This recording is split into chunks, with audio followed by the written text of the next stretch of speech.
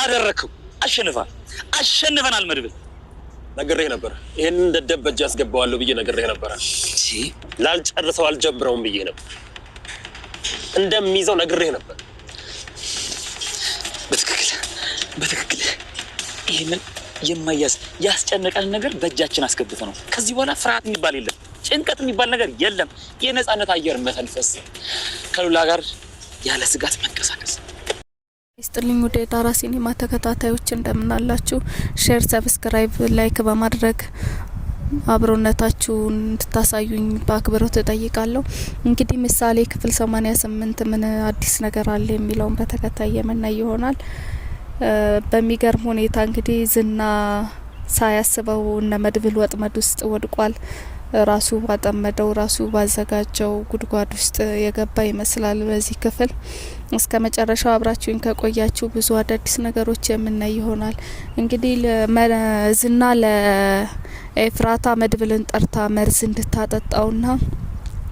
አርቆ ሊቀብረው እንደፈለገ ነግሯት ነበረ በዚህም የተነሳ ኤፍራታ መድብልን ጠርታ የሚጠጣውን ቢራ ቀርታለት መርዝ ጨምራ ጠጣ ስትለው እሱም በጣም በመጠራጠሩ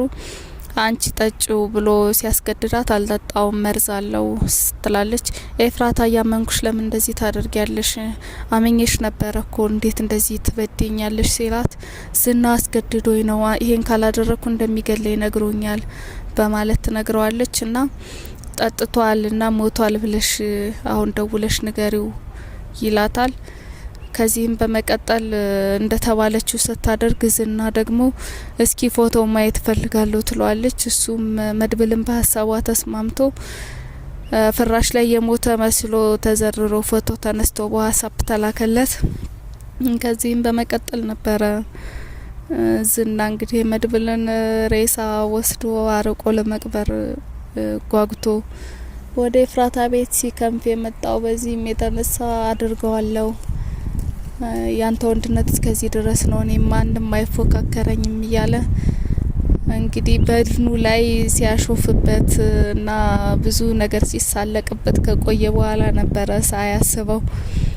መድብል ከተኛበት ተነስቶ በሲስተም ቆልፎ የጣለውና ሞገሴና መድብልም ተባብረው መኪና ውስጥ አስረው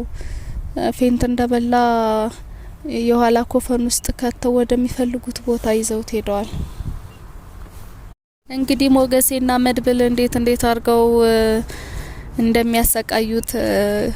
ንድፈ ሀሳብ እየነደፉ ነበረ እና ሞገሴ ደግሞ ይሄንን የመሰለ ዜናማ ለሉላ መናገር አለብኝ ብሎ ይሄንን የመሰለ ዜና ነግሯታል እሷም በጣም ነበረ በደስታ የቦረቀችው አብረው ሞክስ ያደርጉ እንደፈለኩ ልሩጥ እንደፈለኩ ልዝናና ብላስ እንደ ህፃን ልጅ ነበረ ስትቦርቅ የነበረው በመቀጠልም እንግዲህ መሀሌት ወደ ኤፍራታ ቤት ስትሄድ በጣም ኩምሽሽ ብላና ተደናግጣ ነበር ኤፍራታን ያገኘቻት ምን ሆነሽ ነው እንደዚህ ፍሪጅ ውስጥ ያደረ ዶሮ የመሰልሹ ብላ ስትሳለቅባት ነበርና ከዚህ ቤት የሆነ መኪና ሲወጣ ይቻለውና የማን መኪና ነው በማለት ጠይቃታለች እሷም መድብል ሞተ ብላ ስትመልስላት በጣም ነበር የተደሰተችው በቃ ድሮም እሱ መሞት ነበረበት እንዴት ሰው ሞተ ስልሽ እንደዚህ ትደሰቻለሽና ምን ስትላት ቤት ዘግቶ እንዴት ሲያሰቃየኝና ሲጫወትብኝ እንደነበረ እኔ ነኝ የማውቀውና ብላ በቃ በጣም መድብል እንደሞተ እያሰበች በጣም ስትደሰት ነበረ በዚህም ከማታውቀው ሰው ስልክ ተደውሎላት በጣም እየተርበተበተችና እየተጨናነቀች ስታወራ ነበር በዚህ መሀል ደግሞ እንግዲህ ኤፍራታ ለመድብል ዝናን እንዲፈታው በጣም ስትለማመጠው ነበርና እንዴት እንደዚህ ያደርጋለው ስታስቢው እሱን ገድዬ እጅ ለመንግስት ነው መስጠት የምፈልገው ዝናን በጭራሽ ልፈታው አልችልም ሲል አስረግጦ ነግሯታል እና ዝና ከሱ በላይ ሰው እንዳለው አላቀም ነበር አሁን በጣም ፈርቻለሁ ለመሀሌት ስልክ ተደውሎላት እንዳስፈራሯት እየነገረችው ነበረ በጣም ነው የፈራችው የመሞት ይመስለኛል እባክህ ዝናን ፍታው እያለች በጣም ነው እየተለማመጠች ያለችው መድብል ግን ጭራሽ ሊያደርገው እንደማይችልና እንደውም ከሀዲ ሰዎችን በጣም እንደሚጠላ ነግሯታል። እንደውም እንደዚህ አርቀሽ ማሰብ የነበረብሽ እኔም በመርዝ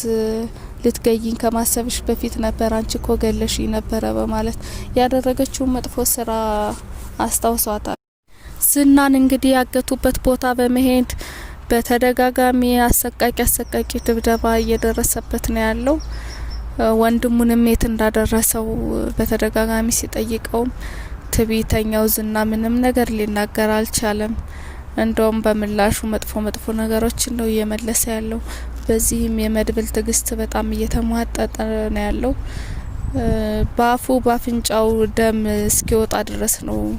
እንግዲህ እየተበቀለው ያለው። በሌላ በኩል ደግሞ እንግዲህ ሞገሴና ዳጣ ወደ ዝና ወደ ታሰረበት ክፍል እየሄዱ ያሉ ምላጭ ይዛ ያያታልና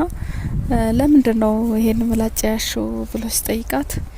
ልተለትለው ነው ዝናን እና መበቀል አለብኝ ምናምን ስትለው ምርኮኛ እንደማይጎዳና ያው ብዙ ጥቃት ሊፈጸምበት እንደማይገባ እያስረዳት ነበር። እንደውም የድሮ አባቶቻችን ቀበቶ ፈቶ ሱሪውን ዝቅ አድርጎ የጦር ተጋጣሚያቸው ተቀምጠው ካገኙት ሱሪውን እስከሚታጠቅ ድረስ ይጠብቁታል በማለት የድሮ ታሪክ አንስቶ እየነገራት ነበረ። እሷም በቃ ልትበቀለው እንደምትፈልግ እየነገረችው ነበረ። መድብል እንግዲህ አቅሙን የቻለውን እጁ የቻለውን ያክል ቢደበድበው ምንም ምስጢር ሊያወጣ አልቻለም። የፈለከውን ብታደርግ ምንም አይነት ነገር ልነግርህ አልችልም በማለት አስረግጦ ነግሮታል። በቃ መድብልም ድካም ብቻ ነው የሆነበት።